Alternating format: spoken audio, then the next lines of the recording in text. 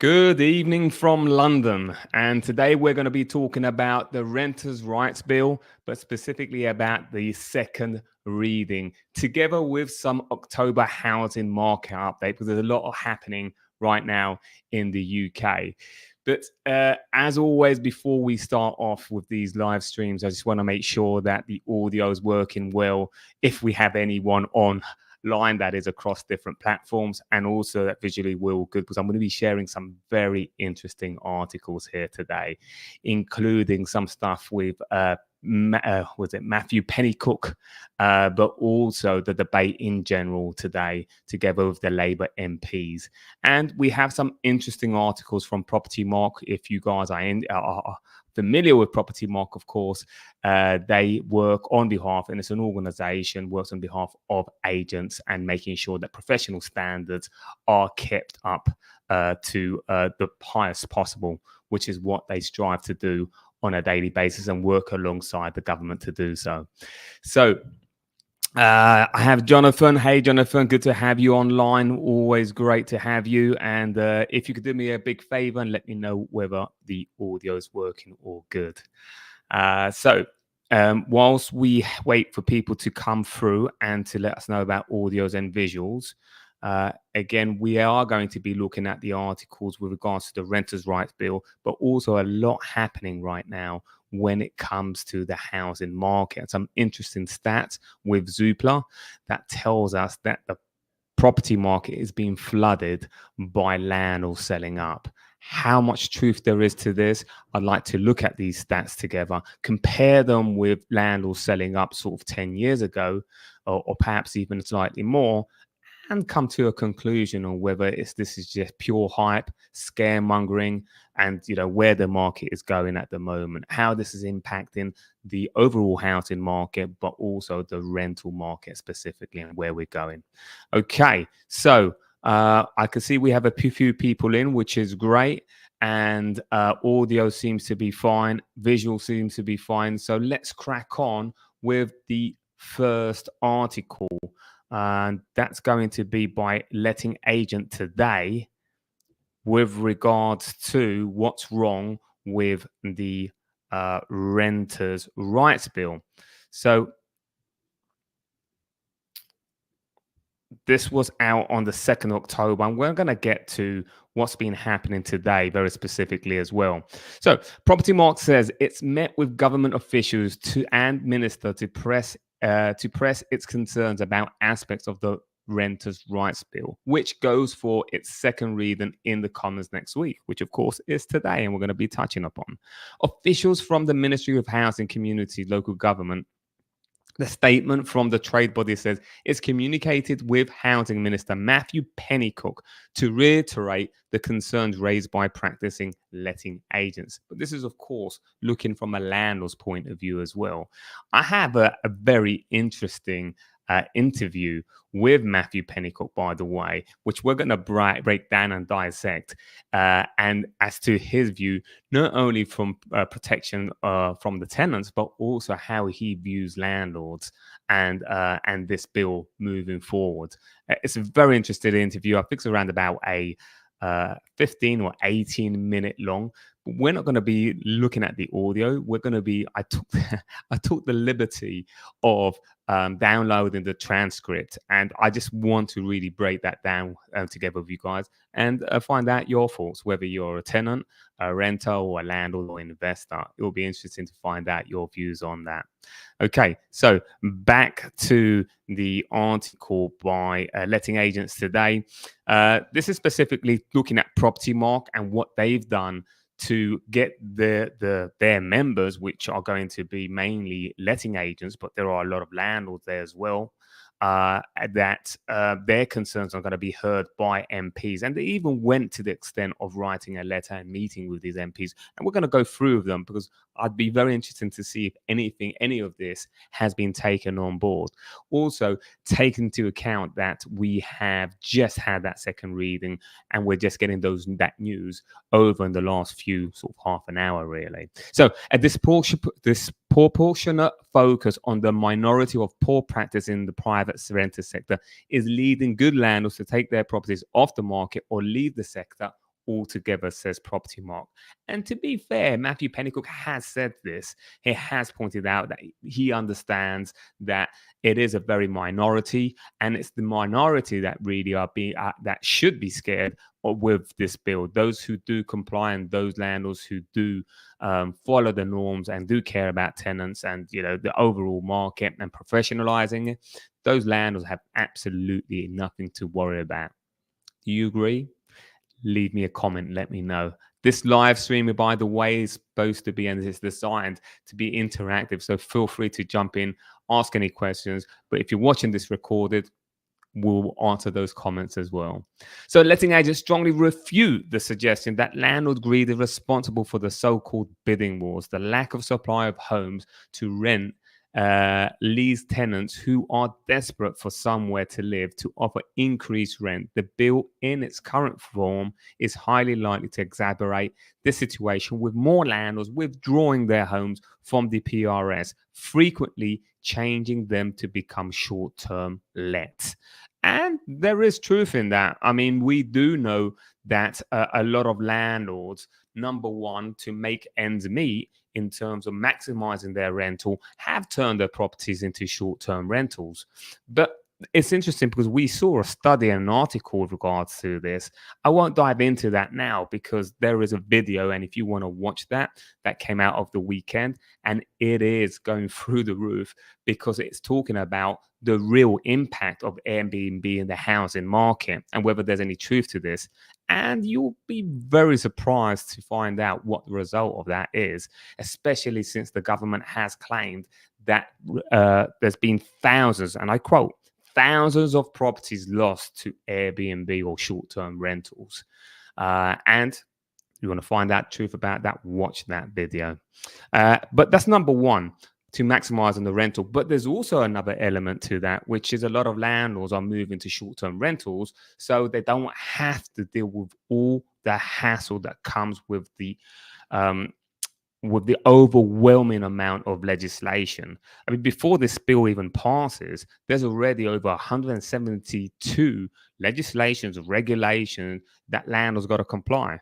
Once this renters' rights bill comes in, that's just going to add to the overwhelming burden that a lot of landlords have. So those landlords who aren't exiting the market are definitely decided to go into the short-term rental.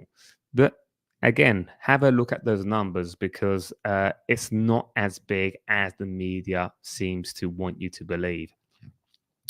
And the lots that have decided to exit, which we're going to look at because that's been impacting the housing market, and that's going to be interesting to review together.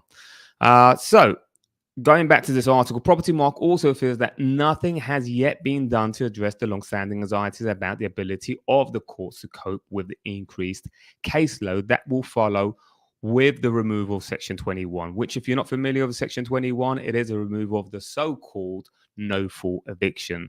The body says that the time from claim to hearing continues to rise, with the average wait time for a warrant currently at around 29 weeks, and sometimes as high as 40 weeks in London. Delays in enforcement are also common due to lack of county court bailiffs in many areas. It's interesting. I just bumped into someone who is going through that process, and she shared with me that actually it was the bailiffs that had delays, that had the most delays. The court also had delays, but it was the bailiffs that had the most delays to get that warrant. The UK government must also prioritise improvements to the condition of the court estate, in particular ensuring reliable Wi-Fi connections. Property Market is also calling for the minister to undertake an impact assessment of proposals to remove fixed-term tenancy.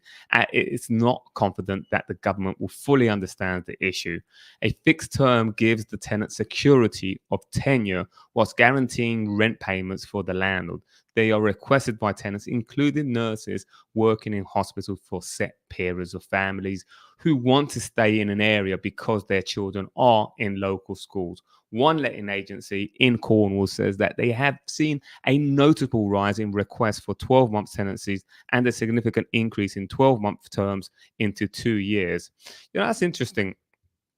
I mean, just to wrap up with this report, I remember here in London, it was the norm to actually have tenancies of 12 months. That's what tenancies would just request. I mean, you would probably ask them if you want 24 months and they will kindly decline. Now, most tenants will ask for 24 months or 36 months. So there is a trend that tenants do want to stay on properties for longer periods of time.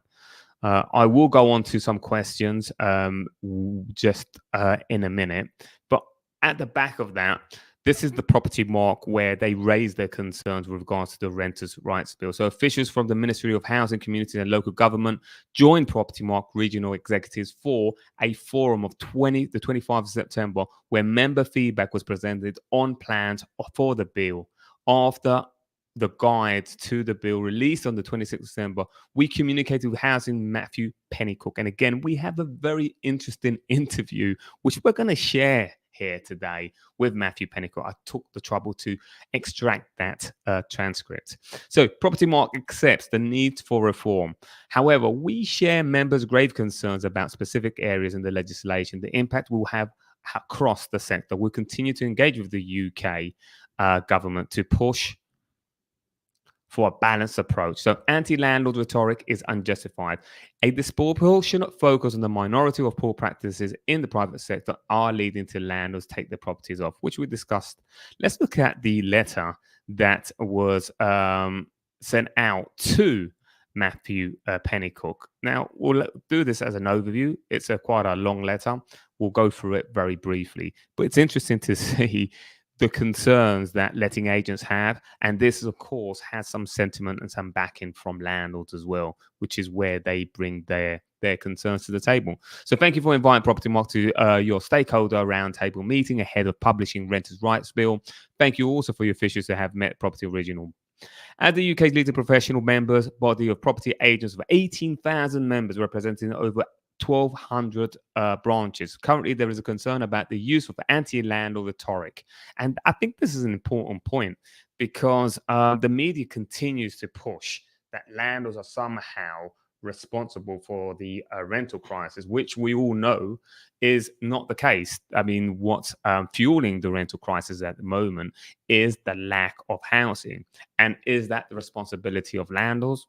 I don't know. You guys that are watching, leave me a comment below. Is it the responsibility of the landlords? But what's most importantly is the lack and the high demand of affordable housing, which seems to be the biggest challenge. And the biggest challenge for tenants is the rise in inflation and the lack of that affordable housing. That's the government's responsibility, surely. So, letting agents strongly refute suggestions that landlord greed is responsible for the so-called bidding wars. The lack of supply of homes to rent leads tenants who are desperate for somewhere to live to offer increased rent. The bill in its current form is highly likely to exacerbate the situation, with more landlords withdrawing homes from the private sector. You know, on that point, and if we could pronounce the word properly, on that point, I want to share with you what has been leading landlords to exit the market, which a lot of you are familiar with. But if we look back at the George Osborne era, of course, in 2016, having announced that a removal of mortgage interest against expenses, so Section 24, that was kind of what I see was the very start of a lot of landlords exiting the market. That coupled with a few other regulations, including the change of the wear and tear policy that was in place, the tax, but also the 2019 tenant fee ban. A lot of landlords, at least initially, was impacted, and where they had already had an impact that introduction of Section 24. But then what happened was those landlords who were very much determined to make things work, they would then hit a few years later with inflation rise, but also the increase of mortgage rates, which for many, unfortunately, did triple.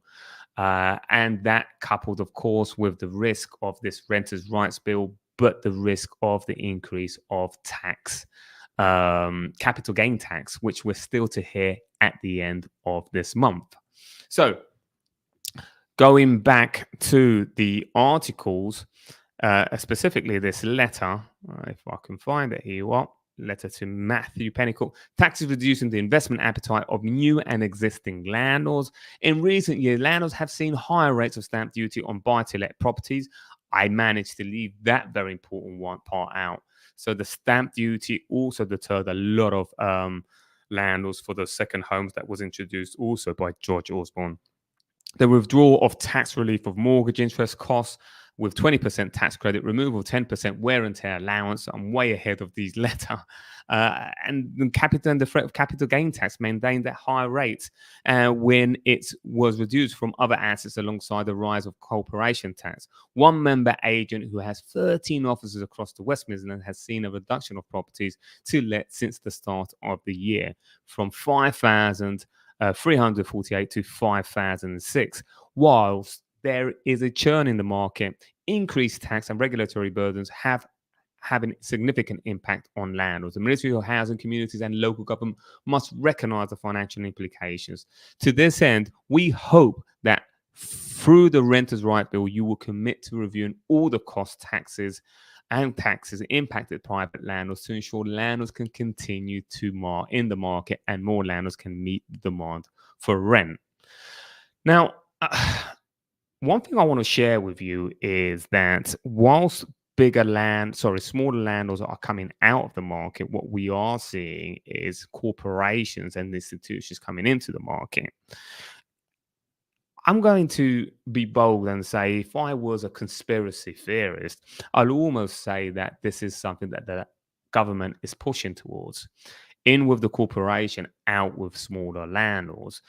The problem is, and let's say if this theory is conspiracy is correct, the issue they're going to have is between the smaller landlords and the corporate landlords filling in that gap, and they will do eventually.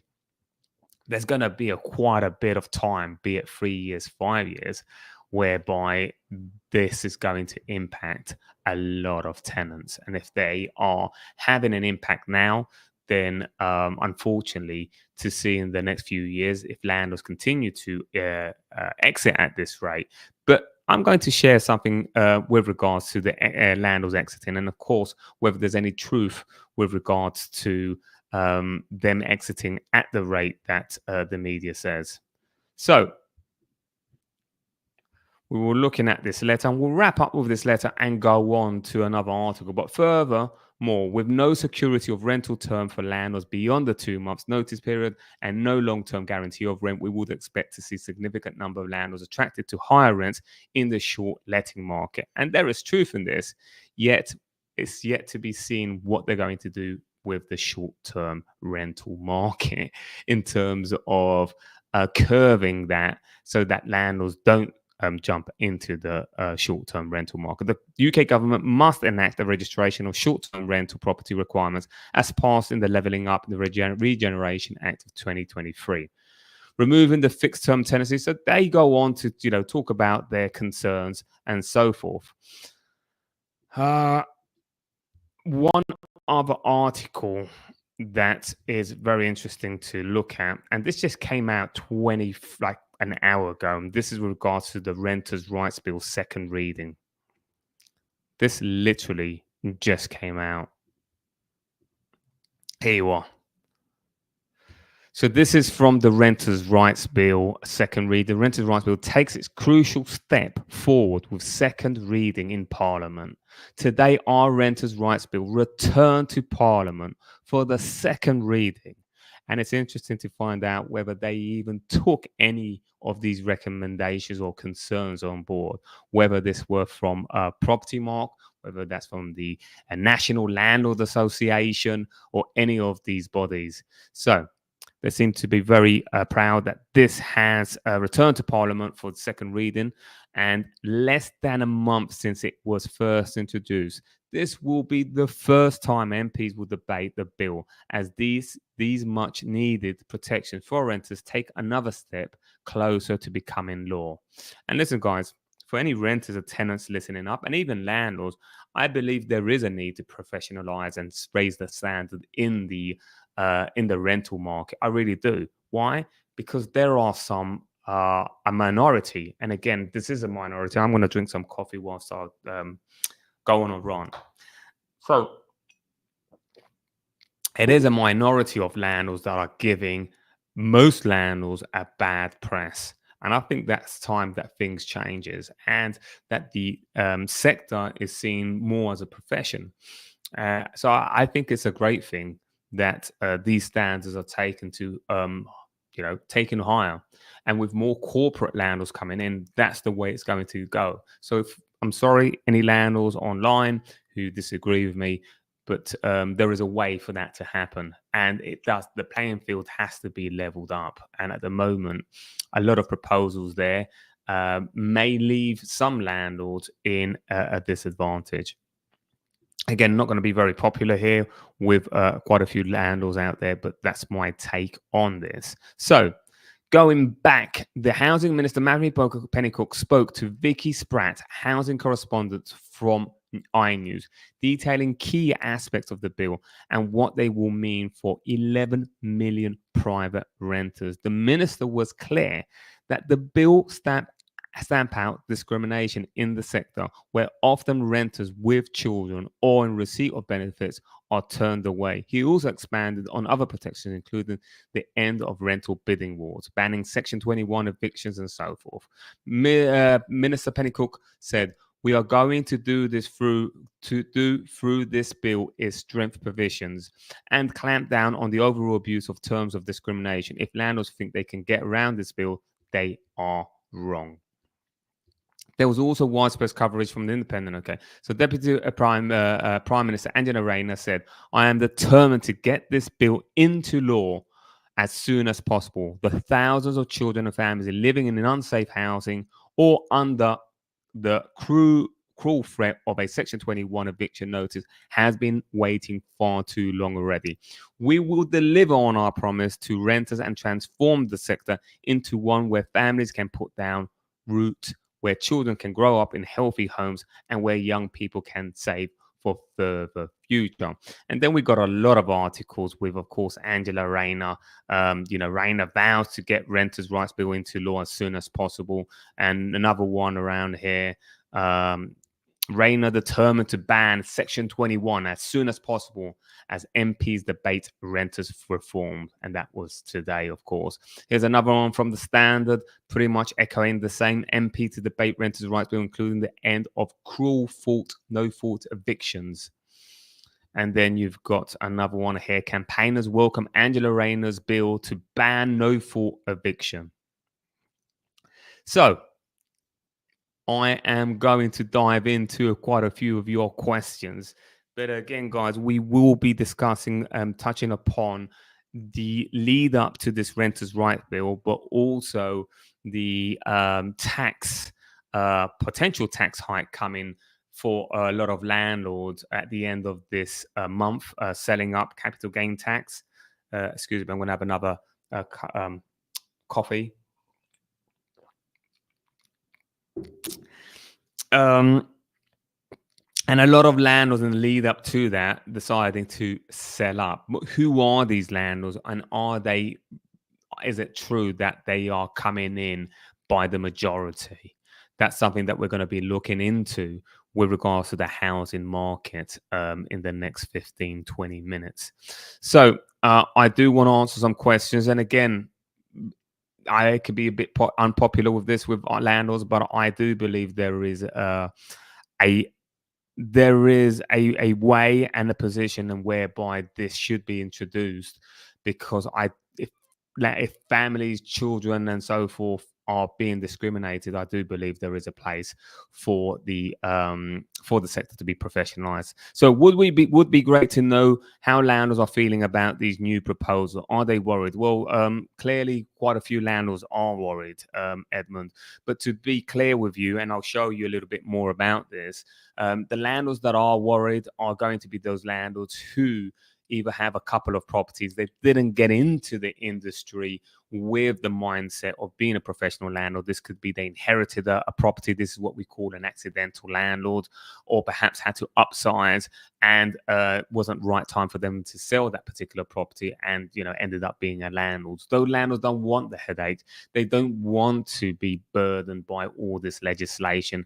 And let's say there is also an element of not wanting to be associated with all this bad press. I'm a landlord. I mean, I know a lot of landlords who don't even want to say that they are actually a property investor or a landlord, own a property where they rent it. They feel let's say demonized. They feel like they're the scum of the earth based with the media. So those type of landlords perhaps don't want to be in the market. And then we have the other side where you have those old school landlords, old school being those who entered the buy to let sector back in, I don't know, 1990s, 2000s, and no longer want to be a landlord. But these are for a combination of reasons of life changes, wanting to cash out, retirement, and because, let's say, the industry isn't what it was before, both in terms of yields, but also in terms of legislation, and they have to keep an eye on sort of bigger things. They don't want the burden, so they decide to cash out.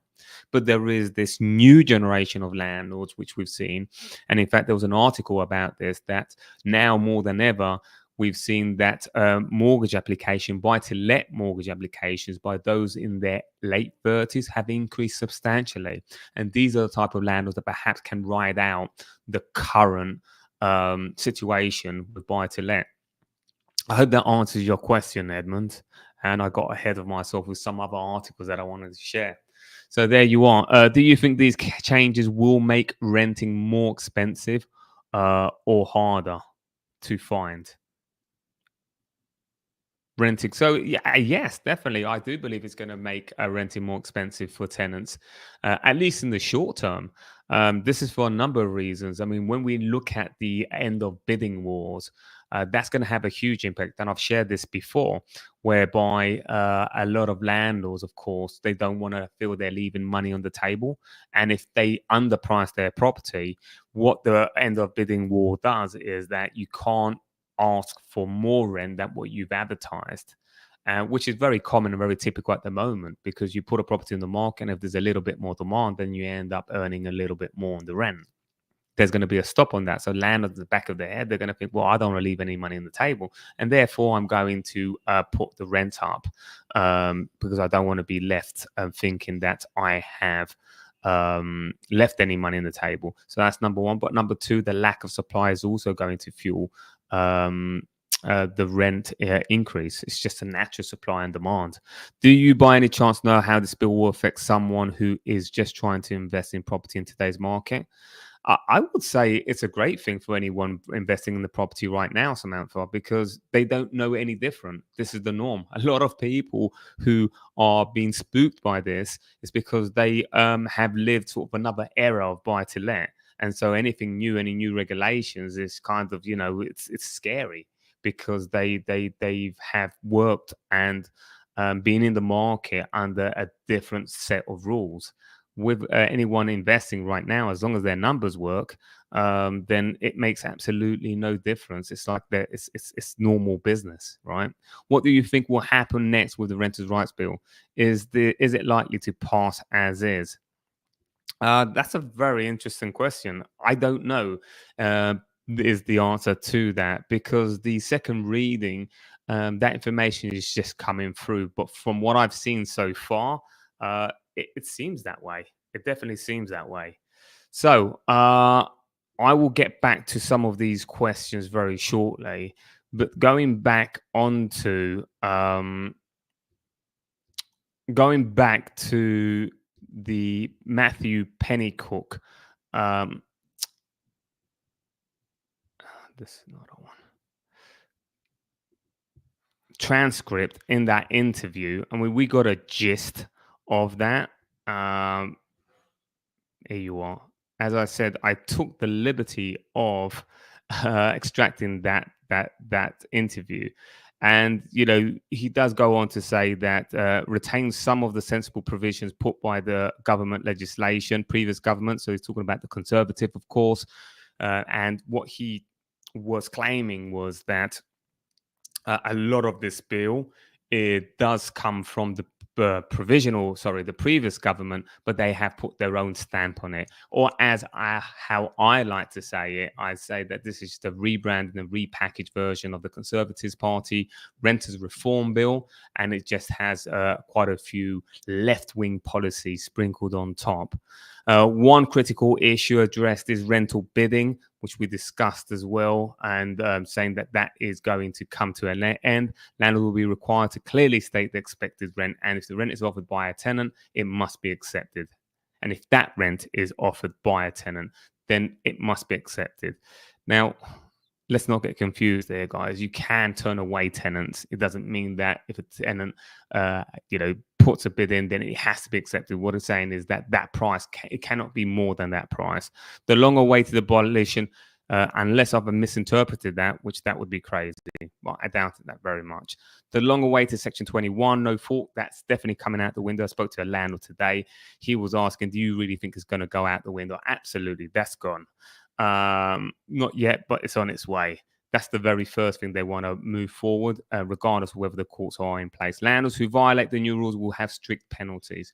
I think a lot of this we have seen in previous videos. So what I'm going to do is, and we can circle back to this, but part of this video is also to look at the market and how it's impacted the market so far. And the overall housing and rental. So, Stephen, what do you think will happen with the next renters' right bill? Is it likely to pass? Okay, that's what we just shared, and I'll answer a couple of more questions in a little bit. Let's look at the market for now because there's a lot happening in the market which I find very interesting. First of all, let's look at Zoopla's takeaways, the key takeaways for Zoopla.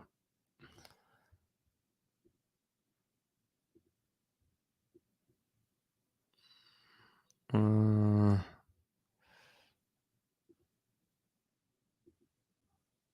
okay, so we have a Zoopla's price index October, and this is going to be relevant, guys, to the current renters' right bill because we're going to be looking at the landlord's contribution to the current supply of properties on the market for sale and compare that to other years as well. So the lowest mortgage rates for 15 months boost sales market activity. Now, remember, for 15 months, we've had very high mortgage rates. Yes, it's still high, but in comparison to 15 months ago, we have the lowest mortgage rates right now. And of course, that has boosted confidence and comfortability when it comes to those buyers. But specifically, what buyers are they? Especially those buyers who have higher equity. So that's one thing to keep in mind. Buyer demand and sales agreed by 25% since 2023. That is a quarter. That's a huge double-digit number. 25% of buyer demand and sales agreed.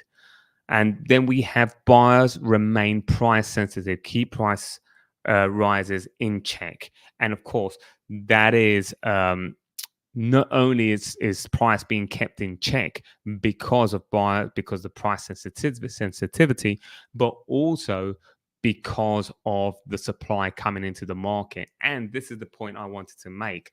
Landlords are contributing to that. So by landlords putting property on the market, and we're going to look into a little bit more deeper on this, the more supply that's out there, the more competition for sellers, of course, then that keeps that price in check. And this is even more clear in areas where landlords, homeowners who have second homes in places like Cornwall, who were doing short-term rentals. Because what's happened is not only is the threat of tax hikes coming in the next few weeks, but also the council tax that increased in many of these areas as the council are determined to kind of I was going to say curve and limit the short-term rental, but one can also argue where the councils are coming in to also get on the bandwagon and get some money from this industry. And so I've seen areas that council tax I've been told have doubled and even tripled for those landlords who are in the areas that short-term rental has increased substantially. So in these areas, what we're seeing is landlords actually deciding to sell up, and that has contributed to the supply of properties and keeping those prices in check. I've heard of areas such in Cornwall where supply has increased up to 40%. Those are big numbers. And of course, we got to look at this from a macro point of view as to what's fueling this supply. And part of that, yes, it is mortgage rates coming down. But another part is people are naturally putting their properties on the market. Average UK prices rise almost 1% in a year. In affordable areas, house prices rise to 2.5%. That's interesting to see that number of 2.5% because we'll later see that 2.5% is what we're going to, or what Zoopla predicts, where we're going to end up in terms of price inflation towards the end of the year. Currently, we're over half of the year, 9 months in, 10. And it's already 1% given the numbers that we have. I mean, obviously, there is a lag, but towards the end of the year, we are going to expect that to be 2.5. And if you've been following my videos, you'll know that at the end of last year, Zoopla had predicted, I believe it was a 2% decrease of prices towards the end of this year. But what we've seen over the course and the transition of the year is that confidence come back into the market for different reasons, which we already explained, and now they've reversed that, as well as Savills and other professionals out there. So almost a third of homes for sale are chain free as investors and second homeowners sell in the face of recent and possible tax changes. Some coastal and rural areas, as I explained, see supply of homes for sale up by 40% on last year. 40%. And these areas include areas like Cornwall. And of course, if we knew anything, we went through that the COVID era, whereby we had the staycation and the next best thing, and where people could actually make the most money was holiday homes because people weren't traveling, and of course that has slowly started to fade away, and the council has wanted to get on the bandwagon, and that's I guess that trend has slowed down. So the outlook is for modest price growth and steady growth in sales. I want to be looking at more specifically, again, these landlords selling up. But if we look at this, property prices are now 0.7% inflation compared to a year ago. However, the average UK price is set to rise to 2.5 by the end of the year, as I have shared with you. Average price of the houses at the moment is £267,100 in the UK. One thing that you do need to consider, and I've shared this all the time, if you follow my channel, there is two markets going on right now, which is one north, one south, and in the north, we do know that properties are increasing. We're far from any type of boom, by the way, guys, and that's certainly not the sentiment that I want to be sharing with you today. But there is an increase in the north, in the Midlands, and I believe in northeast by around about a 2%. So again, far from any boom. Yet if we look at the south, southeast and southwest, we can see that in fact there is a dip. So again, both markets doing different things. And when we look at the overall UK market, according to Zoopla at least, what we see is a 0.7% increase so far. So double-digit growth sales market activity. The average mortgage rate, 5 years, 75% to value, 4.3% compared to 5.5%. And that's fueling some of that confidence coming through, which we've discussed already. House price improving, but sluggish, as we've seen already. More supply will keep price inflation in check. Many of these homes, so if we look at this is what I wanted to show you guys, and the numbers do not lie. Rising sales volumes are being supported by more homes available for sale, up 12% this year. Many of these are new listings from homeowners looking to sell and buy other homes. However, not all homes are brand new to the market. A fifth of homes are currently for sale were previously on the market over the last 2 years. So people who failed to sell their property the last couple of years coming back into the market. But here you are. Tax changes, speculation boosts supply. Speculation over possible tax changes in the part in the support growth supply. Second homeowners and other with multiple home considering selling. Nearly a third, 32% of homes for sale on Zoopla were chain free outside of London. One and two bed flats are most likely to be chain free, while in London, 2 and 3 bed houses are most likely to be chain free. Higher mortgage rates have forced some landlords into selling, with 13% of homes for sale being previously rented. Most of these, 53%, are in London and the southeast, where modest yields, higher mortgage rates, and low house prices growth impacted returns for investors over recent years. I'll repeat that because these numbers are big. 13% of homes for sale were previously rented out of those properties that were on the market for sale. So again, nearly 32% of sales were chain free. Okay, and of those, you've got 1 and 2 bed flats. Most of these, 53%, are in London and the southeast, where modest yields, higher mortgage rates, and low house prices growth impacted returns for investors. Looking ahead, many English councils are planning double tax for second homes from next year. Coastal and rural postal areas, including Truro, Turkey, Exeter, and Bournemouth. Lincoln. So a lot of these coastal areas, again, when we had that boom of landlords and investors buying properties in the coastal areas to maximize their returns because staycation was the next best thing. I'm going to allow you guys to put more questions through. Also take a few seconds to enjoy my Colombian coffee.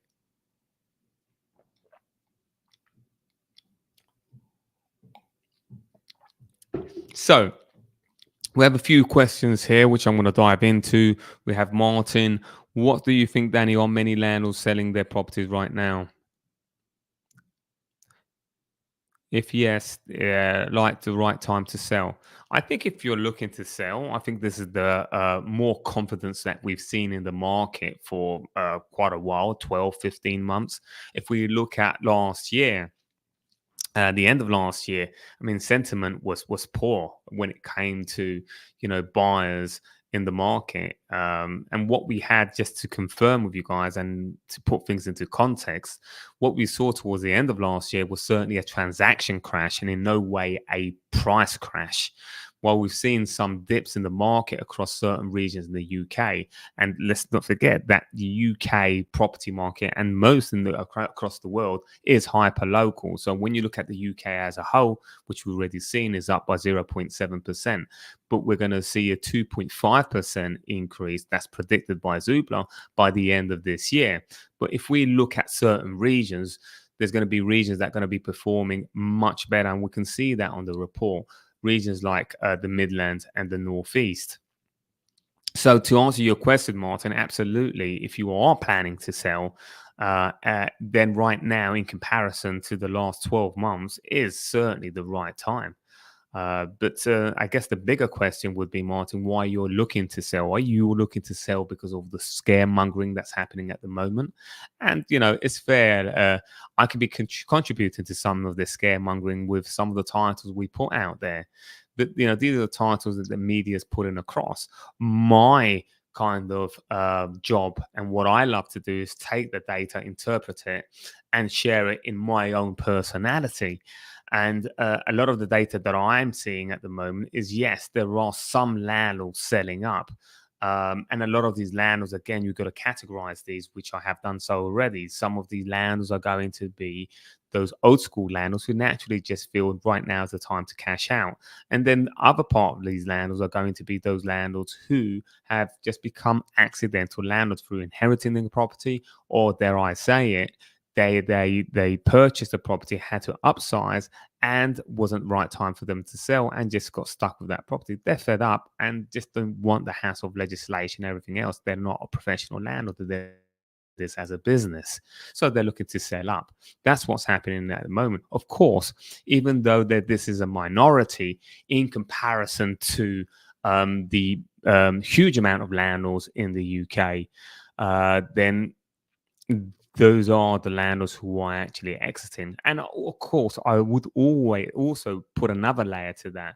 Some landlords who purchase properties in perhaps not that desirable areas now perhaps have more concerns with the removal of Section 21 coming our way, which of course is the no fault eviction, whereby they had that as a peace of mind in their pocket. Now they won't have that.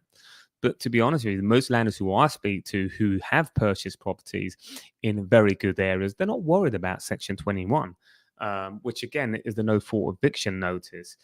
And to put that into perspective, by the way, guys, I've been in property for many years. I mean, property consultancy for 14 years, but just in property for over 20 years. And the areas that I'm accustomed to and the landlords who I know who invest in good areas, it's not been many Section 21s that I've seen. It's just Section 21, I believe, for many landlords out there. It's just peace of mind. It's good to have in my back pocket just in case. So now that peace of mind is going to be removed, and it's understandable that's going to spook quite a few investors out there. But the reality here is if you look at, again, putting it into perspective, what type of property you actually have and where you have it, that's critical.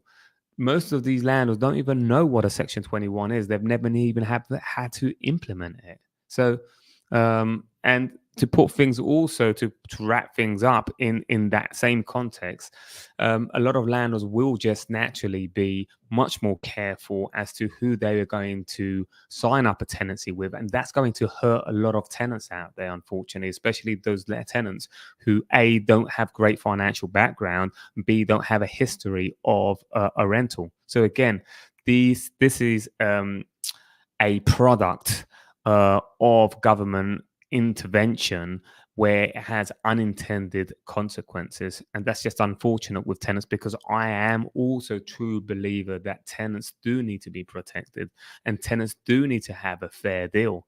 It's one thing I believe in business and in life is that it's a win-win or no deal. So I totally support that. Does the bill apply to housing association tenants? Um, that's a good question, because housing association tenants will have won't have a short hold tenancy agreement. They will have a different type of tenancy. So I believe that some of it will, but you would have to look at the majority. So this is something that I would need to look into, Franco. But shoot me a comment, and I'll be happy to respond to that. Shoot me a comment on the video. So, do you think that these changes will encourage more people to rent instead of buying? Do you think these changes will encourage more people to rent instead of buying? I think people who have the means to buy would just have a preference of buying. To be honest with you, I do know that the younger generation who finds it much more challenging to get into the property market are kind of okay about renting in recent years. And to put this into perspective, let's look at high earners pulling sort of 60, 80,000 pounds. Even this type of profile renter who could potentially get on the market and even earn £100,000 a year, they decide not to own their own home. They decide to invest in property. It's just not where they prefer to invest their money right now. Do you foresee changes will encourage more people to rent instead of buying? I think I already read that one. So, Danny, what are the government's reasoning behind introducing these reforms? Protecting the tenants. They feel that tenants are very much at a disadvantage with current legislations. They feel that Section 21 is being used as a weapon for when landlords come in and request for renters, their tenants, to increase the rent. And if it's an unfair rent and the tenant doesn't want it, then the landlords come in and say, okay, well, you know what, then you're out if you don't accept my increase in rent. And I'm sure there's an element of that happening. But then again, as a renter, what I do see is if you're a tenant and you feel that your rent is being increased by above market rate, I know that most tenants will just jump off and go on to and rent another property in the same area. If a landlord is completely outside the market rate, then why would they? But then there's also an element whereby a lot of tenants um, request things that they feel is reasonable, and yet if landlords, don't like those requests or those demands, then landlords ask their tenants to leave the property because they just feel they're too demanding. So again, it's just leveling out the playing field. I hope that makes sense. I know there are some more questions here, but before I do, I want to wrap up with a couple of more articles. And I know I have this Zoopla um, report that I want to wrap up. I'm not sure how long we've been. Okay, we've been in 15 minutes or so we've got another 20 minutes or so to get through. But this was the bulk of the market update that I really wanted to share with you guys. It was regards to the supply and how that was impacted by landlords actually coming into the market to how that was impacted by by landlords selling their property. So landlord sale previously rented 13%, 5% asking price cut. Previously on the market last 2 years, on the market 6 months, chain-free listings. So this is an overview of that supply that's on the market. So 13% landlord sale previously rented, so 13%. 5% asking price cut, 18%. 20% of properties on the market, previously on the market in the last 2 years. 22% on market for 6 months, and then chain-free listings are 32%. Those are big numbers. House price will continue to rise slowly. I mean, we discussed this. We're looking at 2.5%, a 2.5% towards the end of this year. What we are looking is mortgage rates to be between 3 to 4% by 2025. So I think this was a very interesting article to review, especially whether you are a buyer, seller, or a landlord. If you're on the fence, to exit the market, I think this was a very good article to review. And if you have any questions about this, feel free to give me a shout. This article was again emphasizing the same sentiment from Zoopla, which is those landlords sort of exiting the market. I can't remember what date this actually has on. I can't see the date, but I know it was recent. I believe it was last month. So the proportion of former rental properties moving into sales market at the highest on record. So this is due because of the autumn's sentiment, the capital gain tax hike, and also we do know about the renters' rights bill. 18% of properties now for sale. This is again looking at what we discussed. London, where 29% of homes for sale were previously for rent, followed by Scotland 19% and Northeast 19%. Nearly a fifth, 18% of homes currently for sale were previously available on the rental market, compared with 8% in 2010. So again, this is worth noting, guys. And this is another article, and this is from Rightmove. So nearly a fifth, 18% of homes currently for sale were previously available on the market for rental, compared with 8% at this time, 2010. But one thing to take into account is that this 8% was the national average back in 2010, and then 18% is the national average right now. But the interesting thing is that this trend is even more prominent in London, where a third, 29%, that's 29% of homes for sale were previously available on the rental market. Let me share that with you because I'm a very visual person and I know that most people are as well. And I took you away. I got very excited about that one. So the trend is most prominent in London, where a third, 29% of all homes for sale were previously available on the rental market. Scotland is the second on the list at 19% and Northeast at 19%. So again, what we're saying here is that 70% of properties on the market for sale are really homeowners selling their home. But then 30% of those are actually landlords exiting the market. This is in London. This is specifically for London. And then that's followed by Scotland. Scotland doesn't surprise me. Of course, the government has been even more unfriendly with those landlords.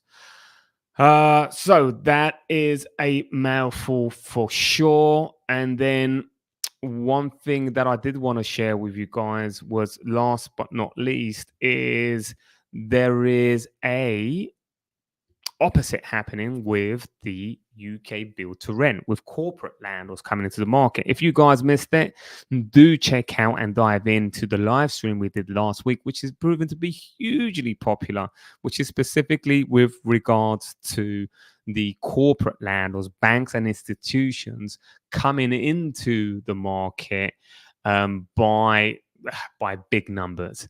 So this is institutions like banks like Lloyd's, these institutions like insurance companies. We also even had a pension fund, Nest, if you're familiar with that, coming into the the build to rent market. And of course, the government is given a green light for all of this, and corporate companies really, I mean, one can say, looking to take over the rental market. So, is it very much the end of the private rented sector, private landlords era, and in with the new corporate landlords? Well, check out that live stream, which was published last week. I'm going to say something, and that is on that statement or that question that I just put out there. The reality is it isn't the end. The reality is buy to let is still very much alive. The game has changed and there is adjustments to be made by a lot of landlords out there. Competition is going to be different in the sense that you can't just have a property and have it really tired and just expect it to rent. As the years come in and these corporate landlords continue to buy up, these properties are going to be a next level property, and they are going to provide quality. They are going to provide better facilities, and that's a good thing.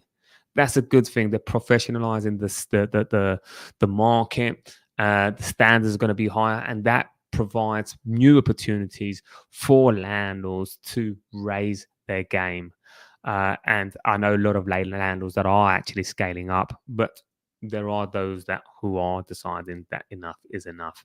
But let's look at this article, because these numbers again don't lie when it comes to those corporate landlords. These are big numbers. So the headline here is UK build to rent market update 2024. This is by Savills. So we've got these big numbers coming here. Overview. So the second quarter of 2024 saw 1.2 billion of investment activity, where single family housing accounted for 816 million pounds.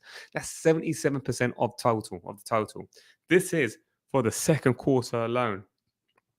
This is encouraging, and we expect momentum to build throughout the second half of the year. So watch out for that next report. Now, the build to rent market investment thesis remains sound. There are still 30% fewer homes to rent across the UK compared to 2018-2019 average, a figure that has hardly changed since the start of 2022. Additionally, demand for buy to rent has been stronger going by time to let data. It took just 24 days to let for build to rent homes across the 11 largest cities, which is where corporate companies are focusing on. And remember, we're looking at urban areas, and we know that, and that trend will continue.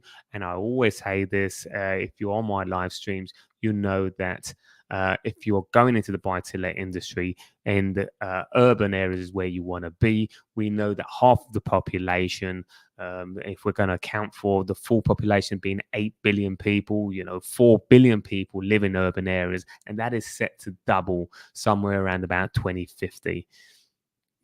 And these companies know it.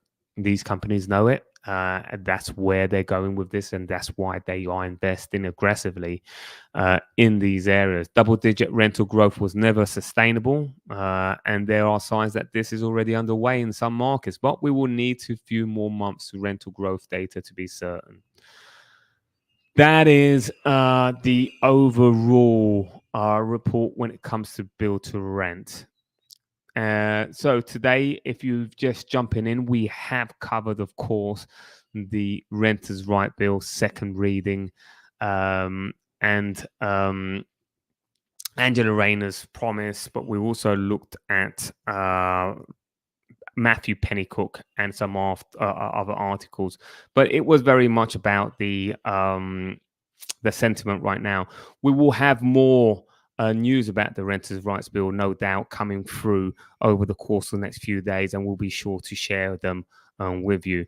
And we do have Andrew here who says that are there any specific area in the UK where this bill could have a bigger impact? Yes, I would say so, Andrew. And I'll say there's areas that are going to be specific through those regions which are less desirable and will attract, let's say, not so desirable tenants.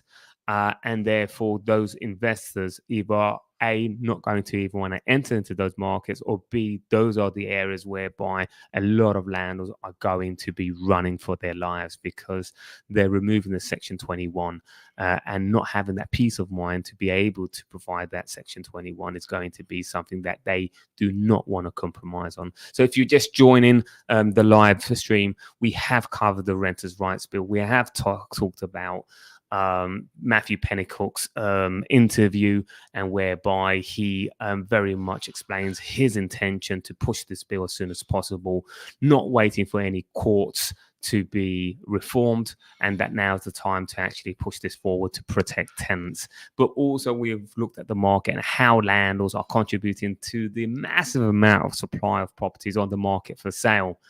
And how that's keeping prices in check and what regions this is actually affecting the most. And that goes to Andrew's question here, which are specific areas being affected by the bill. And those are going to be the areas that we've already mentioned from the Zoopla report. I hope that helps, Andrew. And then Jonathan, are there any specific areas in the UK where this bill could have a bigger impact? I think that goes towards Andrew's question as well. And then we've got Kuko. Well, I hope they meet some nasty and fail to pay rent tenants. There will be cats and dogs all over the states. Yeah. Not sure how to respond to that. Cool, Cole. There will be cats and dogs all over the states. Well, yeah. I mean, I saw an article the other day where it said, cats and dogs are going to be renting homes because landlords can no longer refuse having pets. Now, let's not forget, guys, you're still very much in control of your property, and you are the one who decides who you rent your property to. When it comes to the discrimination and other aspects, and even the bidding wars, it's really that you cannot discriminate and you can't accept prices below a certain above the price that you've already provided. When it comes to pets, dogs and cats, there are obviously head leases that don't allow that. I don't know how that's going to work with the government's regulation, but you can still say no to offers. You just can't discriminate. So that's something to be very mindful of. And when it comes to the regulations as well, something to touch upon, which we haven't, is with regards to you being able to sell your property. There are provisions there as well. But ultimately, for the first year, given what's being proposed, you wouldn't be able to sell your property. And if you ask your tenant to exit to vacate the property because you're wanting to sell the property, then you can't put that property back on the market immediately, at least. Because you've obviously asked your tenant to vacate because you're selling. If that changes in any way, there will be provisions there.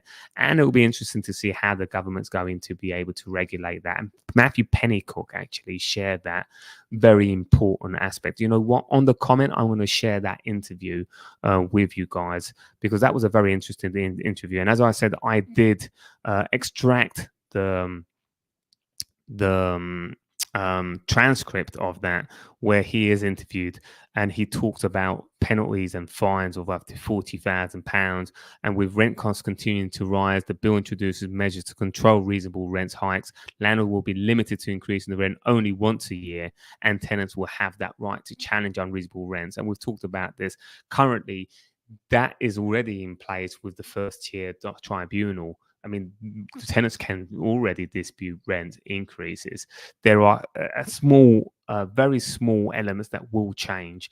I won't dive into that very in specifics here, but it will mean that you can't backdate increased rent if the tribunal does decide to, grant the increased rent. So that's something that will have an impact. I mean, the tenant can say, even if they feel that rent is reasonable, but they say, well, you know what, I'm going to challenge this anyway because I can buy a bit of time.